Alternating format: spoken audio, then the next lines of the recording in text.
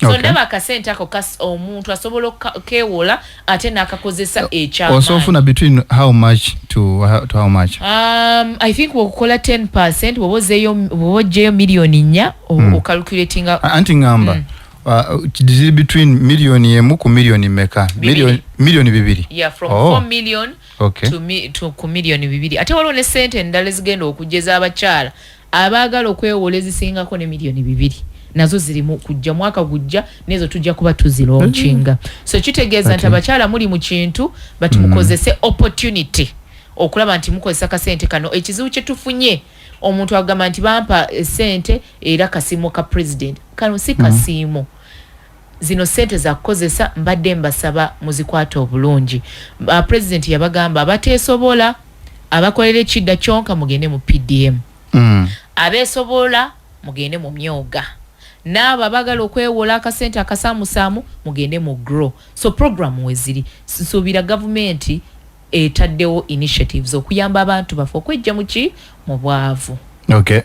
Kale ali kutuliza ku NBS Radio ndine Honorable Minister Dana Mutansingwa era ng'ensonga ya grow agambye targetinze nnyo bakyala era zezimu ku advantage abakyala gye batekinze on luvannyuma lwa Museveni okuteekako abawera mu cabinet kati nabo bali kikubanga kibaliyambako omukyalo wa wansi okubanga ova mu bwavu naye tekijjaawo kali akasente akala bonna bafune aka PDM akobanga okolera kidda kyonka you qualify. Then waliyo ne kali akala ka emyoga gikyaliko najeri nange ng'omuntu nawako ku sente abakyala bange nawa mu miruka 12 ejemiruka najiwa ku sente za PCA ze bayita Parish Community Association. Zine sente nazirobinga mu Luwero Renzori Triangle nga mu ofisi ya Saba Minister na Banja nga sente zino bawa milioni 3 buli muluka nga twafuna emiruka 3 buli muluka ne tuguwako milioni 1 nga tufuna groups 3 muluka gumu nga tuwako milioni 1. Sente zange weziri ate zange sizakuzaayo.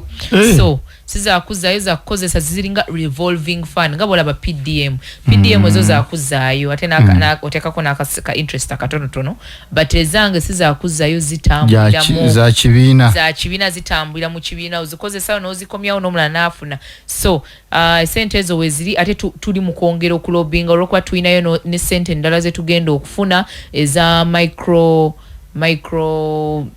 obubina obutono micro groups nga tuziwa milioni 10.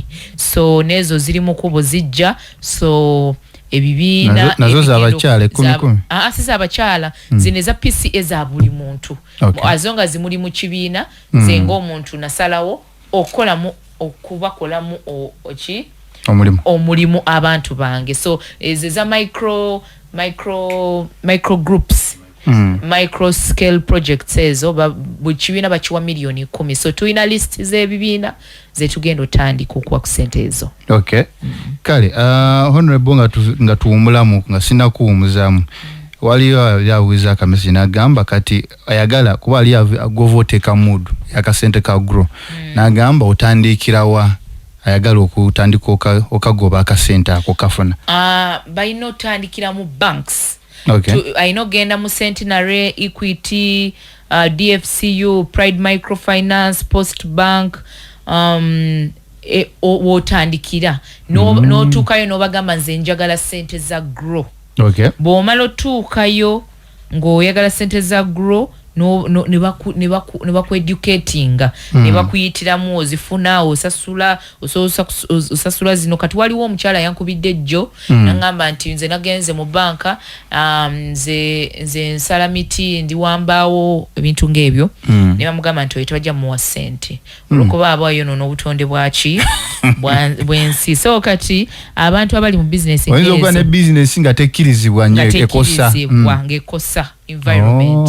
So nga ekosa obutonde bw'ensi kati omukyalo oyo ne mugamba nti sina kyakukolera nze ng'omuntu okwala ayagala 15 so ne mugamba nti akyuse mu bizinesi addeyo but tebajja muwa ssente so abantu abakosa obutonde bw'ensi abali mu bizinesi zitategerekeka essente zo temujja kukola ki kuzifuna so togenda mujaga kugenda kwokya manda ngenda kukola ebyo tebajja kuwa ssente ezo kale tuli ku NBS radio tuli mu program endabirwamu katono nnyo twetoola mutukomawo nina Honorable Diana Mutansingwa ensonga zikyali nnyingi nno ez'okwogerako abantu bange abesi abantu bange abekiyindi tujja kuba kyemanyi nabo balina ebibakosa bingi nnyo omuli ensonga za mukene bamu baali bagamba lwaki olumu era kibooko eyitayitamuko simanyi oba kibooko kati yakendeddemu kibooko tekyaliwo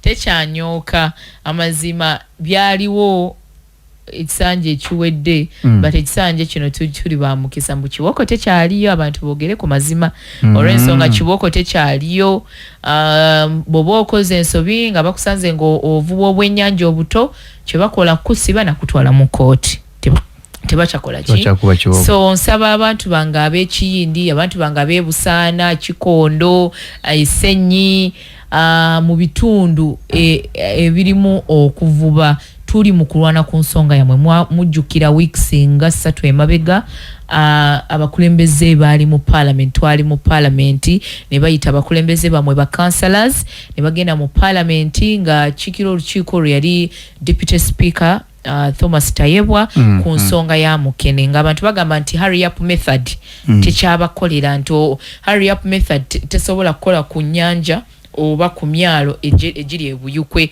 n'emyalo egy'enjawulo so ne basalawo nti baleete lampalanet bagezese lampalanet okwa lampalanet yekozesebwa si mu Uganda yonna but mu mawanga agavuba mukene it is the net that is used so ne bagamba bagende bakozese lampalanet mu weeks 2 bakomewo mu parliament pozi abafe badde bakozesa ki kokota bajjako kokota ne bajjako chota ne kati badde bakozesa hurry up method ate hurry up method eyo twasanga obuzibu nti amaato matono ate hurry up method tesobola kwatagana n'omuvubi olwo eryato libeera litono okulaba nga basobola okuvuba bukene obulungi so ffe ng'ababaka tukitambuliddeko nnyo abantu b'ekiyindi bakimanyi bulungi abantu b'ebusana n'ekikondo n'essenyi bakimanyi nti ensonga eyo njiriko nnyo njitambulirako okulaba nti abantu bange bafuna method egenda okubayamba olw'ensonga bw'otuuka ekiyindi olabira ddala tewali mirimu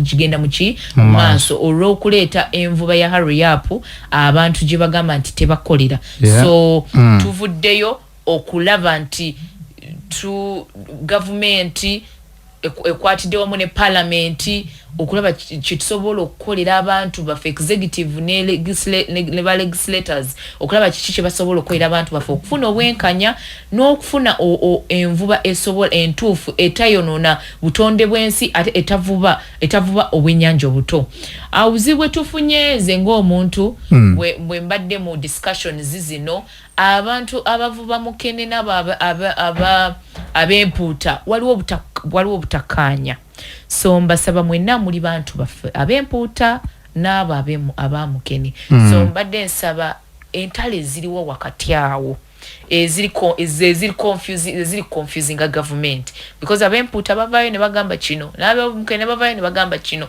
so n'osanga nti ffe nga bakulembeze tuli confused kyoba tusaba wabeerewo okkiriziganya ffena tukola bizinesi ez'enjawulo ow'emukene kola mukene n'ow'empuuta kole ki mpuuta tulabe kye tusobola okubayambako mulabe nga mufuna obwenkanya but tulinze kiva wa deputy speaker essaawa yonna agenda kukoma watu atuyite tudde mu parliament ku nsonga ya lampalanet bw'eba ekoze obulungi subira abantu bajja kuba bafunye obwenkanya abamukene nga batandika okuvuba n'okuloonya kasukulu so sawa yonna owamukene addamu okwata kasente yes addamu okwata kasente babeere bakakamu ate babeere bagumu nti naffe abakulembeze baabwe wetuli okubayamba n'okubalwanira nze nali simanyi ebyakuvuba kyowakati ndikafulu ogenza obiyiga lw'abantu bange okulaba nga tuvayo so kitegeeza wetuli nnyo okulaba nga tubakwatirako ku nsonga ezamukene. Kale.